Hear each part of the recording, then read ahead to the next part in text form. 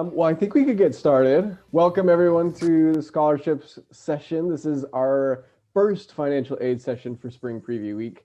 My name is Connor Lundy. I am a transfer admissions counselor. I'm from Fullerton, California. I'm also a Biola alumni, studied communication. Absolutely loved my time at Biola. I now work at Biola and I still love it. But I'm also joined with one of my great coworkers, Carol. Yes, and I can introduce myself. My name's Carol, and I am a freshman admissions counselor, so I work primarily with the freshman team. I'm originally from Los Angeles and currently live in Montebello. Biola alum 2016 as well. I was a double major in psychology and Christian ministries and still love Biola, still here. So we're so excited to do this financial aid. This is part one of part two. Tomorrow will be a part two. So we'll cover some basics and then you'll get more information tomorrow if you tune in. Yeah, and I'll go ahead and share my screen. We have a little PowerPoint that we got going to kind of just break down how financial aid works, and specifically some kind of scholarship opportunities as well. It's just kind of a little bit of how the different kinds of different financial aid that is available. So I'm going to share my screen here. Okay, so welcome to the financial aid workshop. This is part one of two parts. This first session will be really going into what is financial aid, how does it work, and what are the different kind of a brief overview of the different kinds of financial aid available here at Biola. Tomorrow will be part two. That will go specifically into the fine details of scholarships and other opportunities here at Biola that we offer. So I highly recommend tuning in tomorrow night for session two of our financial aid workshop. But a little overview. So questions we will answer. First, what is financial aid? I know that's something we hear a lot, but it's also kind of just helpful. Let's refresh ourselves. Let's go a little bit over what exactly financial aid is. How does financial aid work? We know what it is. Now let's break it down and see how it works, the different types of financial aid, and then we'll leave some time at the end for question and answers. I know there were some pre-submitted questions, so we'll go in through those. And then if you do have questions, feel free to chat. I know our moderator, Ashley, will kind of go through and let us know what questions are coming up throughout the presentation. So if there are other questions coming up as you're going through it, just chat it and we'll get to it at the end. So we'll go ahead and get started. What is financial aid, which I'll leave off to Carol. Yes. So this is the question we often get. What is financial aid, or does this count as financial aid? So in short, financial aid is financial assistance that helps students pay for colleges. So either, you're transferring to college, you're preparing as a junior, or maybe you're a high school senior, getting ready to make a decision. So financial aid plays a key component in your college decision. Financial aid helps make colleges more affordable. And based on a study done in 2019, more than 50% of all students attending college in the US receive some sort of financial assistance. And each year the federal government awards roughly $120 billion to college students through need-based grants, loans, and work-study funds. And most colleges and universities use the Fafsa, which stands for Free Application for Federal Student Aid, or the California DREAM Act. So this is applicable to California students and California residents, and either must be completed to be considered and eligible for student aid. And then next slide. So the question is, which one do you do? Which one should you do? So if you are a US citizen, a permanent resident, or possess a social security number, then you want to do the FAFSA. That's the one for you. This makes you eligible for federal student aid. However, if you're undocumented and live in California, then you will do the DREAM Act. I know we have some out-of-state students and some students from different countries as well. So unfortunately, international students, you will not be able to apply for either one of these, but US citizens, again, if you have a social security number, or if you're a US citizen living abroad, you can do the FAFSA. And if you're undocumented and you live in California, then the DREAM Act would be the one for you. You do not have to do both, but when you fill out these forms, this will help determine what eligible aid you may get. And then next slide. Oh, and then this kind of breaks it down for you. So the FAFSA again, U.S. citizen, permanent resident, and possess a social security number. And if you're, you can do the Cal Dream Act if you're AB 540 student, individual documented student, or you do not possess a social security number. Do not fill out both. Okay. So how financial aid works, it creates something. If you fill out a Fafsa or a CDA, Fafsa or Dream Act, basically helps determine what kind of need-based aid you and your family qualify for. So when students fill out one of those forms, it creates a number called an EFC, an expected family contribution. Once the student fills out the FAFSA or the CDA, that's submitted towards a university, and the university will then kind of process through that student specific EFC to determine what kind of aid is available for them. But that's also processed for federal aid. So any kind of federal institution or federal aid, they'll also consider the FAFSA or the CDA. They'll look into EFC and see what kind of federal aid the student will be then qualify for then. So the FAFSA CDA creates expected family contribution, the EFC. That's a generated number. And based on the EFC, then the school and then the federal government will look through to see what is available and what those students qualify for as far as either federal or institutional aid. And so the EFC remains the same no matter where you go. So if your student goes to Biola, it'll be the same if they go to Baylor or UCLA or somewhere else. EFC stays the same, and that's going to be applied to anywhere you go. And so whatever institution, whichever federal government comes in and will process what a student's EFC number is and elect or extend different kinds of financial aid based off of that number. So here's a little bit of our kind of breakdown. This is our cost and tuition for an annual expense at Biola. So tuition is about $44,000. Room is right about $6,000, and board is just about $5,000. Room and board will vary depending on what kind of meal plan and dorm or housing option a student decides to go through. But generally, student can expect somewhere around $55,500 at sticker price for what an annual year at Biola costs. The good news is that 90% of our students do receive financial aid. And so that's something that's generally available for our students that come towards Biola. And so based on EFC and financial need and everything, this is kind of how it works. So cost of attendance there at the bottom. So that's that $55,500. Family contribution, what a family can offer, basically more or less, that's the EFC, the estimate expected family contribution, what the family can expectedly contribute towards a student's university cost. So then that gap in between is a financial need. The EFC, that first blue bar there, what a family contributes, and then just how does it get towards the actual cost of attendance? How does it get to that $55,500? That's where financial aid comes in. Based on EFC, that will kind of range what that second bottom blue bar is to kind of basically bridge the gap. So the financial aid is basically just trying to bridge the gap of financial need to make it so that the student can afford coming to a specific university.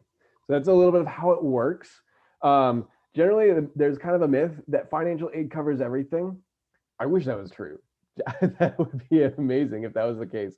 Financial aid basically paid for college for every student. Unfortunately, that's not the case. For most of the time, most students will have to contribute a little bit themselves, or their family will also help in that.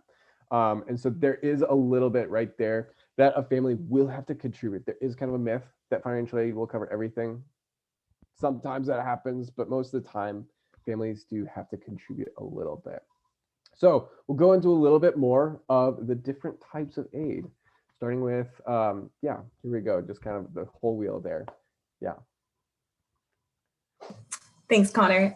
So here are the different types of aid or the forms of aid. So this little wheel helps you visualize the types of aid that you may be eligible for. So there's scholarships, there's grants, there's loans, and then there's work study.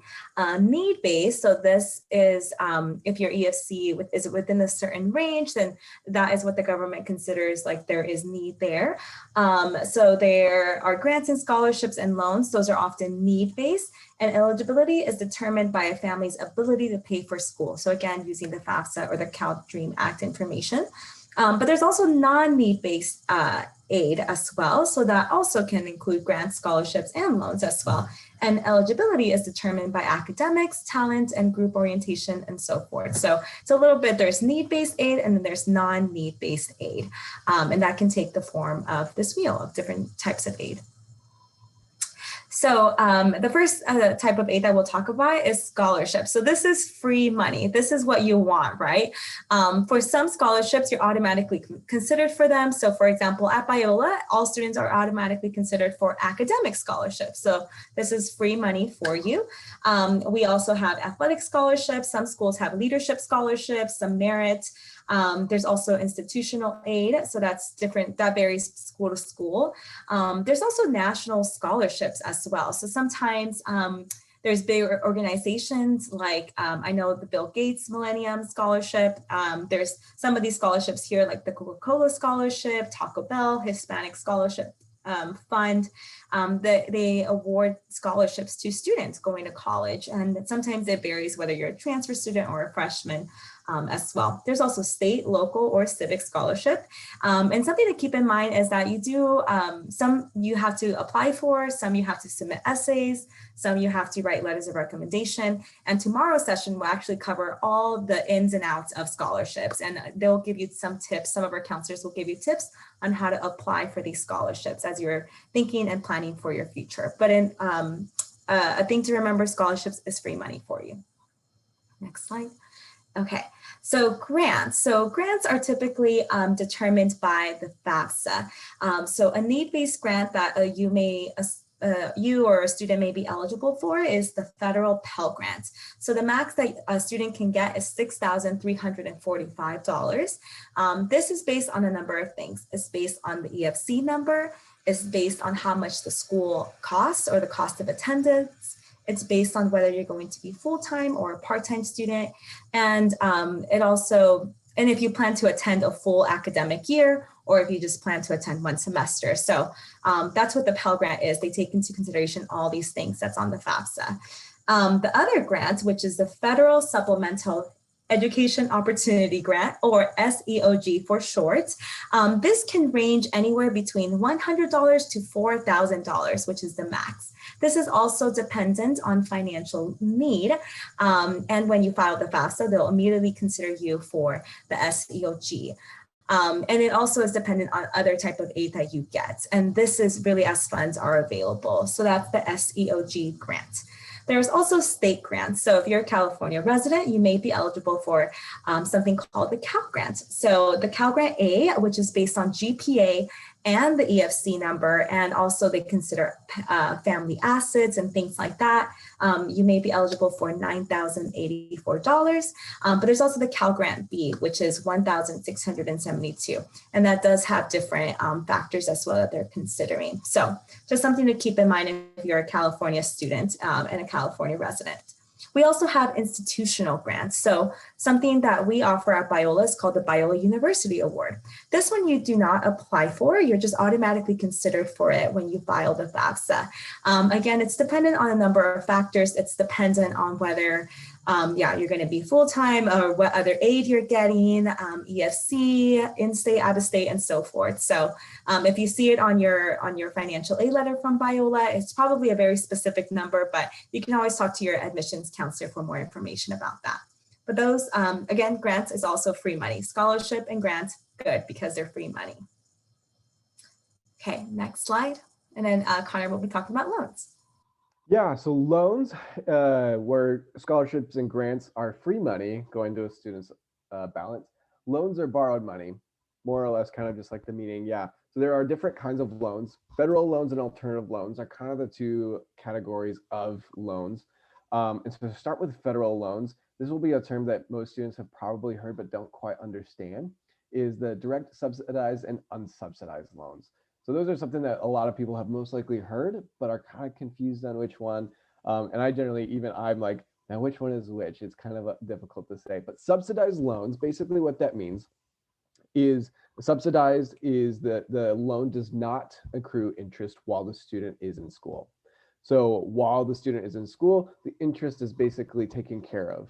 I believe it's 6 months after a student graduates, that's when the loans will start, the interest will start accruing again. On the flip side, unsubsidized is basically the opposite, where unsubsidized loans is the interest the student is responsible for during the time that they're in school. So the interest does accrue while a student is in school. And so that's where the two differ, is the subsidized loan interest does not accrue during a student's time in the university. Unsubsidized loan, the student is responsible for the interest that does accrue.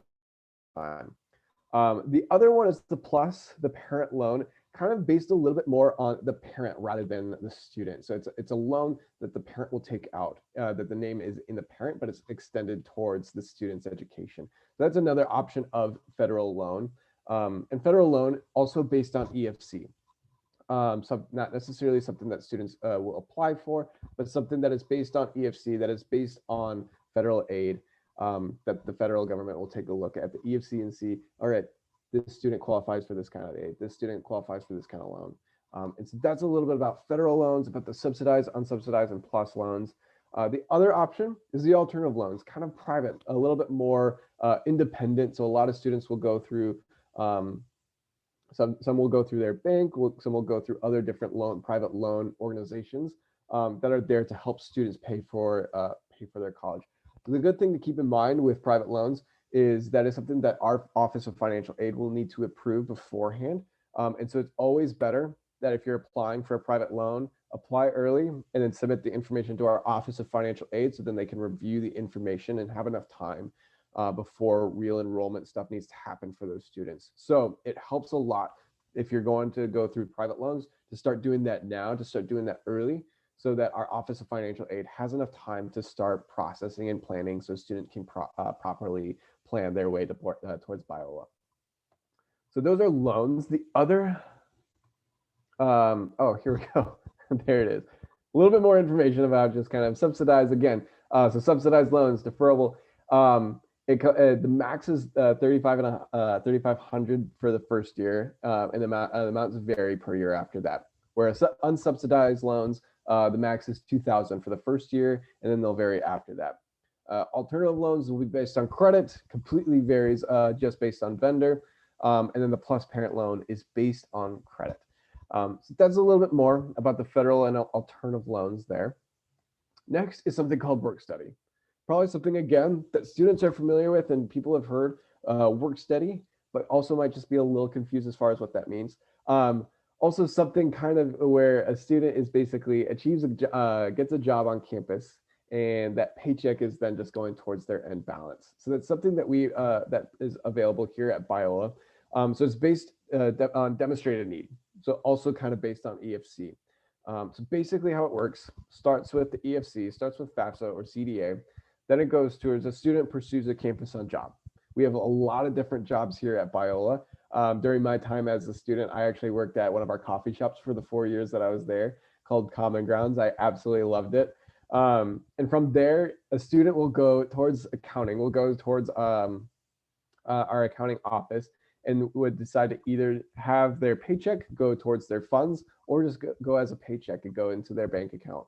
And so a student could decide whether or not they want to actually use their funds to pay for their end balance, or something that they just want to take and pay for groceries, pay for gas, pay for whatever else that they need during their time at school. So funds are not taken into account as extra income on their FAFSA. So that's something that is kind of the plus of work study, is that their paychecks here is not something that will affect their FAFSA for the later years. So FAFSA will incorporate kind of like a little bit of what a student can reasonably pay. And so the funds are not, those funds that a student gets in work study will not be attributed towards the FAFSA in hopes that maybe the student was able to be eligible for better aid for following years. So that's work study, a really cool opportunity. We have, I can't remember how many jobs we have on campus, but it's a lot. We have a lot of jobs on campus available for our students. So that's a little bit about financial aid. I'm going to hand it off to Carol to talk a little bit more about family contribution part of it. Yeah, and something to note too, just know that you do not have to qualify for work study to work on campus. Any student can work on campus. All our jobs are open to all students. So yeah, definitely I worked in the accounting department when I was a student at Biola. So it's definitely really common to work during your time in college. So as you may have noticed, there's a lot of acronyms in financial aid, right? There's FAFSA, CDA, EFC, SEOG, like there's just so many acronyms, and it's okay if you keep asking the same question to your counselors, to our financial aid office. And a lot of this can be really overwhelming, but that's why we're here to help. And that's why we do sessions like this. So it's very important to keep track of everything, and maybe have some files or some folders on your computer so that you can save all the screenshots, all the things like, okay, I submitted my FAFSA, I submitted this. And then, yeah, talk to your family. So if you're a student, it's very important to sit down with your parents and talk about, okay, here are my colleges, here's where I've been accepted. Here's how much these colleges cost. Like, is my family going to be able to help me? And if maybe, yeah, it's a tough conversation, but it's a super important conversation to have. And family contribution can take forms, can take many forms, right? It can look like sometimes family have, they have college savings plans, or like a college fund set aside that they've been putting money aside since the child was born.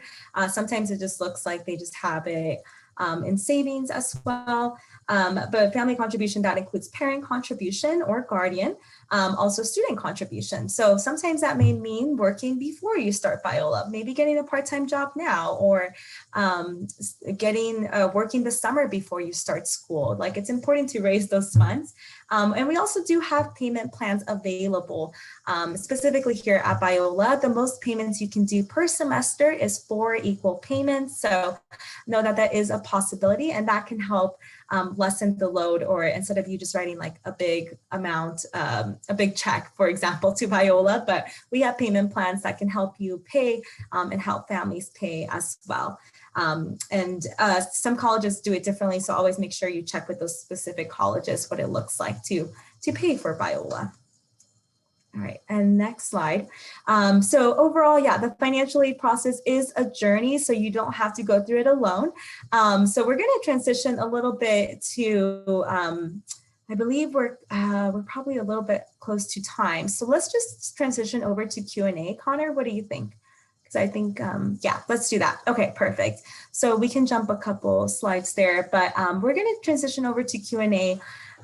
Because yeah, there's a lot of questions that we see coming in. So let's just dive right in. And then of course, feel free to chat Ashley your questions as well. But the first question that we got in pre-submitted was, are there scholarships or discounts offered to students whose parents are pastors? So yes, as a Christian university, we get this question often, but unfortunately, Biola does not have a scholarship or discounts to parents or students whose parents are pastors. The closest thing we have to something like that is called church matching scholarship. So that means if your church is willing to contribute towards your education, Biola could potentially match what your church gives. So that's the closest thing we have to something like that. The second question that we've got and that we've been getting quite a lot is there any scholarship, or sorry, is there any special consideration when it comes to FAFSA for students whose parents have recently lost their jobs due to COVID? So the answer is yes. We do have a form that you can fill out with your family to indicate that you have been affected by COVID, whether that's job loss or furloughs or whatever it is. We'd love to consider that and help with that as well. So make sure you contact your admissions counselor, and they can provide a special circumstance form or a special COVID form as well that you can fill out. Of course, you have to be admitted to Biola. You have to have your FAFSA in or CDA in as well. And then your admissions counselor can send you the form, and our financial aid office will then take that into consideration because yeah, we know the FAFSA is not perfect and it doesn't take into consideration the impacts of COVID in the past year. And then Connor, do you want to take the next question? Yeah, so the next question we got is, do you offer any kind of discount scholarships for children of retired military members? We do have a specific veteran and military kind of benefits. For students who are veterans, we do have a specific veteran coordinator, as well as kind of over process and application process, which helps. If a student qualifies for a GI Bill, we'll accept the GI Bill that extends towards a student's tuition. With the other scholarships that go into tuition, so a good example is one of our scholarships, the academic scholarship, goes towards tuition. The GI Bill will cover whatever's rest on the tuition. So for children of retired military members, if there's a GI Bill available for that student, then the GI Bill will cover whatever scholarships for whatever tuition is left after scholarships and grants are included. The next question we have: are there additional scholarships other than the Heritage Academic Scholarship transfer student that specifically transfer students are available or eligible for? There would be, as specifically for transfer, not really. It would be kind of more or less what is available for all other students. So any other kind of scholarship is available. The only one that's really unique towards transfer students is the Heritage Academic Scholarship. Rather than the freshman academic scholarship, the transfer students specifically are eligible for the Heritage Academic Scholarship. Outside of that, all the other scholarships that regular freshmen and freshman students are eligible for, it extends the same for transfer students. And I'll leave a little bit more of kind of another plug for the session tomorrow. They'll go specifically a little bit more into those scholarships. Yeah. And then another question that we got, do you offer any kinds of scholarships if you attended a Christian high school? So unfortunately, we don't have any scholarships if you attended a Christian high school, but if your parents are still paying tuition for, like, let's say a younger sibling who is at a Christian high school right now, they're paying tuition for your little sister, your little brother, there is a form that you can fill out to show that your parents are still paying K through 12 private school tuition. It doesn't count if the sibling is older and is at a private college, like yeah, it's only for K through 12 private Christian schools if they're at a private school. But unfortunately, yeah, we don't have a specific scholarship if you attended a Christian high school. Okay, another question that we got. Let's see, is it possible if you don't qualify for the Pell Grant in the first year of Fafsa, but can you qualify for it the second year or the subsequent years? So the answer is yes. Again, the Fafsa is looking at 2 years prior at what your family situation was 2 years prior. So let's say things change quite drastically. And in your junior year, you know, like your Fafsa is showing different things, or your parents have job changes or whatever it is. Yeah, they're taking into consideration what you're reporting for that year. So the Pell Grant may be something that you may not be eligible for the first time, but it could be something in the future as well. Let's see. And then I think, yeah, we're getting quite a bit of questions. All right, when I use, so this is a question about the net price calculator. Connor, are you familiar with the net price calculator? I don't know if you see that question there, but the question is, when I use the net price calculator on the Biola website, does the total number include the federal Pell Grant or SCOG? I'm actually not sure about this one. Is that the academic scholarship? That might be the freshman academic scholarship. Yeah. I know the net price calculator is not perfect. So if you really want to know what you're going to pay out of pocket, contact your admissions counselor and schedule an appointment with them. That's the best way to know exactly like what you're getting, what you qualify for, and what you can expect to pay out of pocket. Yeah, I don't personally use the net price calculator as much, so I'm not familiar exactly with how much that would be. Another question we're getting is work study available for grad students as well? Oh, do you know? I personally don't know. That would be something that the graduate admissions counselors would know. I actually don't know if that's completely out of. Yeah, we don't work with grad students, unfortunately. So you can contact graduate admissions if you are a grad student or looking to be a grad student at Biola. I know for grad students, yeah, FAFSA looks very different and they take into consideration different things than an undergrad student. So definitely connect with our graduate admissions team. Okay, another question. How do I know if I got anything through FAFSA, Pell Grant, or the Cal Grant? So you are, so the first thing is that you'll need to do is that you'll need to file either the FAFSA or the FAFSA would be the first thing that you will need to file. You'll list all the colleges that you are applying to, and that information is then sent to the colleges, and then the colleges determine and see if you're eligible for the Pell Grant, the Cal Grant. They'll determine the EFC number as well. If you submitted the FAFSA, let's say a while ago, and you're not hearing back, or you haven't gotten anything from, let's say Biola, for example, contact us. For example, earlier today, I had a student that was like, I submitted it in September, haven't heard back. It turned out they did it for the wrong school year, so they had to redo it again. So sometimes little things like that happen. So make sure you check with your school or your admissions counselor to see if the FAFSA was received, because if you did it, and if you will get a financial aid letter, and they will list all the things that you're eligible for. Okay. Another question we have is, are there higher paying jobs? If you qualify for FAFSA, does that pay still go unaccounted for students next year? It's FAFSA. I'm assuming that's kind of based off of me working at a coffee shop. Obviously that's minimum wage, and not something that like wasn't making crazy a ton as a college student. Student jobs will vary. I actually don't know offhand if there are any higher paying job than what I got at the coffee shop. I know there are, campus safety, Safety. because sometimes they have really weird hours, like they might ask you to work from like 1 a.m. to 5 a.m. So that would be a higher pay there. Like custodial services does pay a little bit higher as well because of the hours. Sometimes some jobs require more hours, some are less hours. So it really depends on the job, but all our departments post our jobs on Biola Handshake. So if you Google that, it should be the first link. If you're not a student or not confirmed or set to come, then you won't be able to see it, but normally that's usually where the jobs are posted, and they put the pay rate. But all our jobs are at least minimum wage, which in California, I believe now it's $13, $12. And then, depending on the requisites of the job, it may be higher paying than some. And again, if it's work study, that will not go accounted for the FAFSA in the end.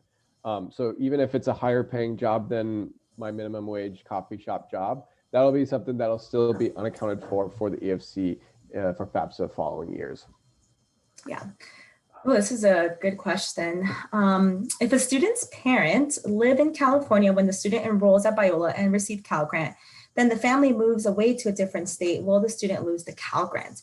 I know the Cal Grant is based on California residency. So it depends if you immediately become a resident at the other state, or depending on their process, right? So that's something that you can definitely research on the California Student Aid Commission website, or CSAC for short, because they have different stipulations, and they're very clear about who gets Cal Grant, who doesn't. So definitely check if, let's say you're getting it now and you're concerned, like, okay, I know for sure my family is moving to a different state next year, but I'm getting the Cal Grant now. You can contact our financial aid office, or just look on the California Student Aid Commission website, which would be CSAC as well. We got another question. No, that's the next one. What percentage of students maintain their GPAs to renew their merit scholarships? What happens if the student struggles with one class that brings their GPA down? Do they lose their merit scholarship? That's a great question. As far as our merit scholarship, there is a specific GPA requirement for a student to be able to renew that every year that they're at Biola. That GPA amount is actually on our scholarships page at Biola. If you were to look at our academic scholarships on our scholarship page, scroll down a little bit towards, there's a renewal policy PDF, it brings up another page that brings up down every single GPA requirement for each one. They're actually less than what it was to first qualify for the GPA or for the scholarship, if that makes sense. So I know for the transfer one, there's the highest one, which requires a 3.5 unweighted college GPA. I believe you need to maintain a 3.2 during your time at Biola to be able to renew that every year. So what percentage maintain their GPAs to renew their merit scholarship? I actually don't know the exact percentage. I wouldn't know exact percentage. But a lot of students, because the renewal GPA is less than what the initial one was, most students are able to keep that scholarship just because of their past record of maintaining a higher GPA. Most students generally have a decent time able to keep that up. What happens if the student struggles with one class that brings their GPAs down? Unfortunately, they will lose the GPA if they fall below the renewal policy. I believe there's ways they can connect with our Office of Financial Aid to kind of discuss through their options if that happens. But that's a big thing where students really just need to keep going with GPAs and whatnot. And we know that life can get crazy, and there might be that one class or a couple classes that just kind of fall through the cracks in a crazy semester. And so that's where our Office of Financial Aid is always there and available to connect with those students to kind of work through and see if there's any ways that we can work with them. We do have academic advising, we have tutoring, we have a writing center, a lot of different options for our students to be able to help them and to help keep their GPA in order to keep their scholarship. So yeah.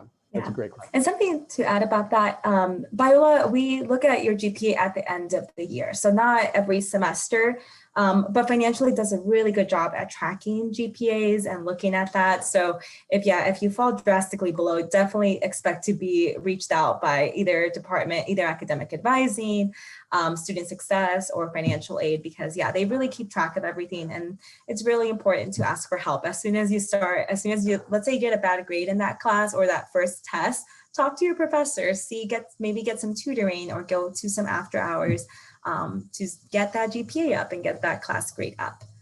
Okay, another question we got: if you got the Biola scholarship, can you still apply for the Cal Grant? So I know it can get confusing. So the Cal Grant, there is no separate application. You're considered for it when you do the Fafsa. So the Fafsa is what you need to get in. But you can qualify for the Cal Grant and get the Biola scholarship. Like the Cal Grant is not looking at what scholarship you got from a different college. They're looking at your high school or community college GPA, and they're looking at family size and income, assets, and things like that. So you need to do the Fafsa in order to see if you qualify for the Cal Grant. There is no separate Cal Grant application. Do you want to take the next question? Yeah. Is there a discount for missionary/pastor children? The closest thing we have is a church matching scholarship. So if you or your family or your church, if you're involved in a church and a church is basically saying, hey, we want to help contribute towards your education at Biola, we will match up to, I think it's $1,300 for the year.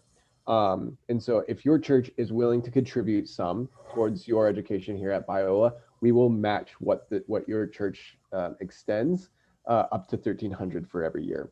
So that would be the closest thing we have. Unfortunately, we don't have necessarily anything else, but that would be more or less the closest thing for children who are coming from missionary or pastor, or a parent who comes from a ministry vocation. Yeah. Good question. Next question: can you stack Biola scholarships, Biola-based scholarships? So for example, academic, first gen. The answer is yes, our scholarships are stackable, which is a good thing. And that's something that you want to ask to maybe different schools as well. But so for example, if you get the academic scholarship, so for freshmen, that would be like, let's say 18,000, and then you get first gen and you get the lead scholarship. Those can all be stacked, so they will all be added. We won't reduce your academic scholarship if you were to get a different scholarship or an outside scholarship. And again, there'll be a whole session on scholarships tomorrow. So I definitely encourage you all who have those questions or more specific questions about different scholarships to save them for tomorrow. How long after being admitted will we find out about our financial aid letter? It's a great question.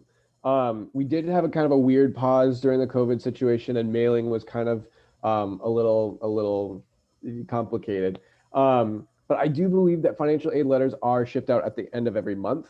And so during that month, a student can expect somewhere around a month after a student is admitted, they should receive their financial aid letter. If you don't receive a financial aid letter within a month of you being admitted, let your counselor know, or let the Office of Financial Aid know. There's ways that we can, the Office of Financial Aid can send a student like a PDF copy via email of their financial aid letter. So the student just needs to reach out to the Office of Financial Aid and say, hey, for some reason, I didn't get my letter. The Office of Financial Aid can extend it then again. So if you didn't get your letter, reach out to the Office of Financial Aid and we'll get that for you. Yeah. And sometimes, yeah, you just have to make sure that Biola was indeed listed on there, which is actually the next question. If you already filled out the FAFSA but did not put Biola down, can you still add it? And the answer is yes. You can always go back and edit things on the FAFSA, even though you submitted it.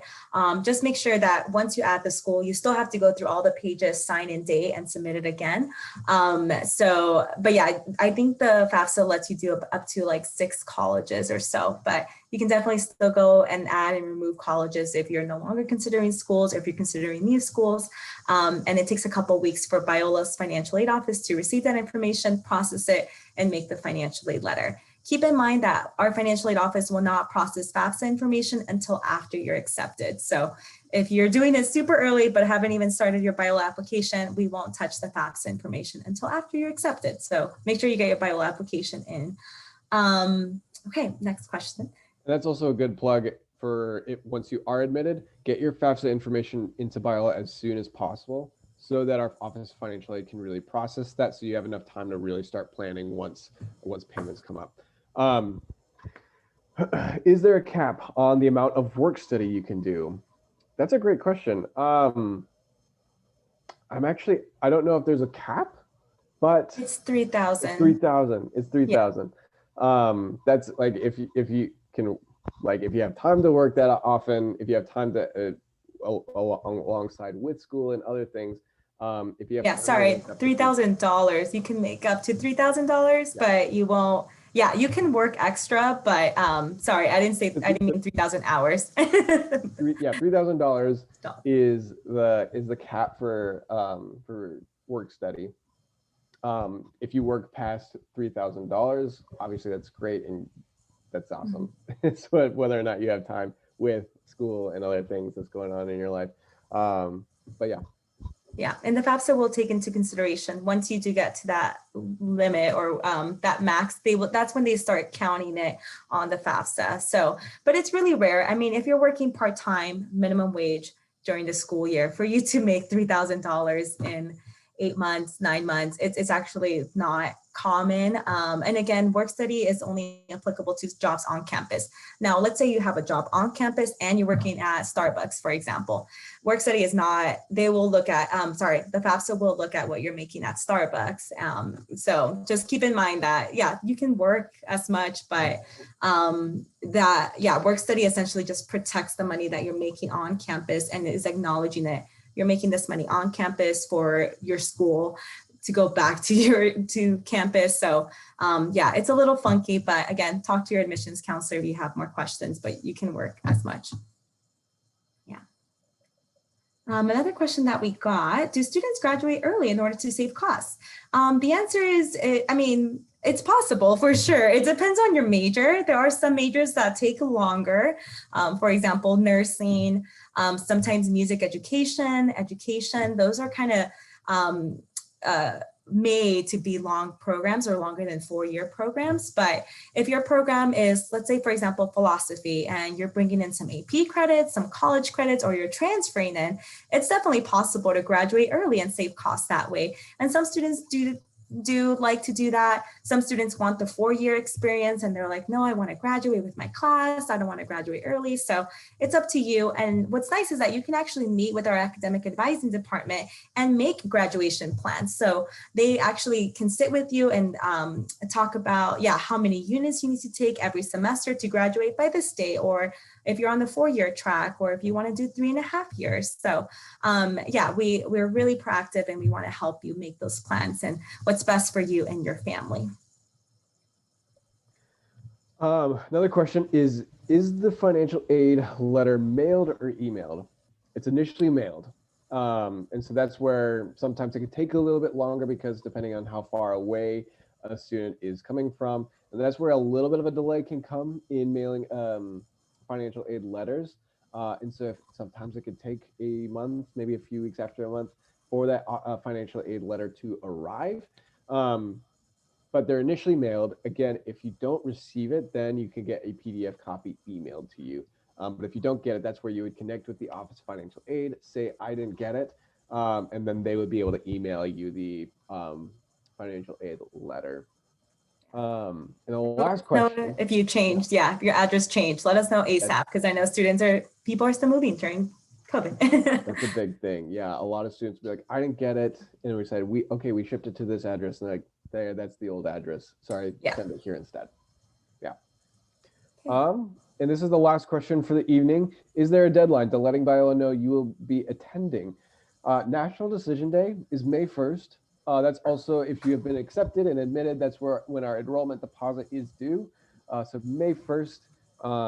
If you do have to make a decision afterwards, that's always still like accepted. Like our Biola will still, like, if you have to make a decision after that, like, we're not going to say, sorry, you missed it. You can't come. It's May 2nd.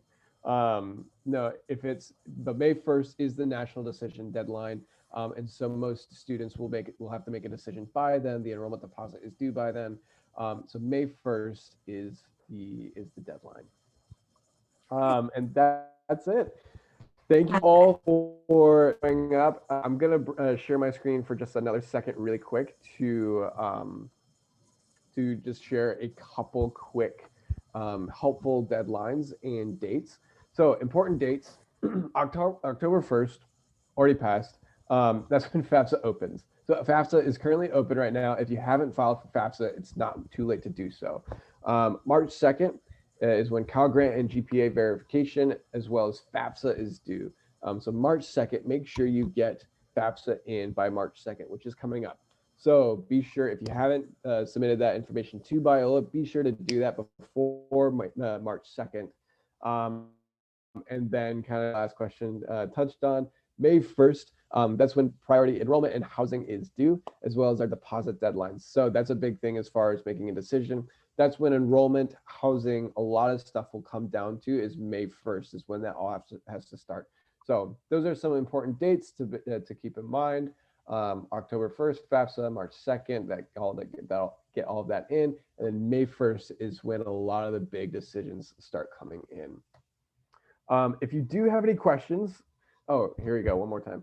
Official website for aid, again, at Fafsa, that's the studentaid.gov, Cal Grant Commission, there's the CSAC right there, and then the DREAM Act is right here, and this again all due March 2nd. If you do have questions, there's a lot of ways to get in contact with us. You can email us at admissions@biola.edu. This is our admissions number right here, 562-903-4752. If you call that goes straight to our front desk. You would ask for your admissions counselor, for Connor, for Carol, or for whoever your admissions counselor is. They would redirect you towards your admissions counselor. There's a lot of ways to also keep up with us on social media. If you scan these codes here, it'll bring you up to the Biola admissions page, as well as we're on Zeme. So if you're an incoming student, that's a great way to get connected with other incoming students, and just kind of get a feel for a little bit of the Biola community through Zeme, which is a great way I know a lot of students will connect and find roommates through there, as well as just really connect with the community. It's a really cool place to interact. So if you have any questions, feel free to reach out at admissions@biola.edu, or feel free to give us a call, follow us on social media. But yeah, that's all that we have today. Thank you all for coming. We are excited for you to join us here at Spring Preview Week. Again, shameless plug, session 2 is tomorrow. More specifics on scholarships and specifically the different kinds of aid here at Biola. So be sure to show up. And that's it. We hope you have a good rest of your evening. Yes. Have a good night, everyone. Thank you so much for joining us. Thank you all. See you again soon. Bye. Have a wonderful rest of your night.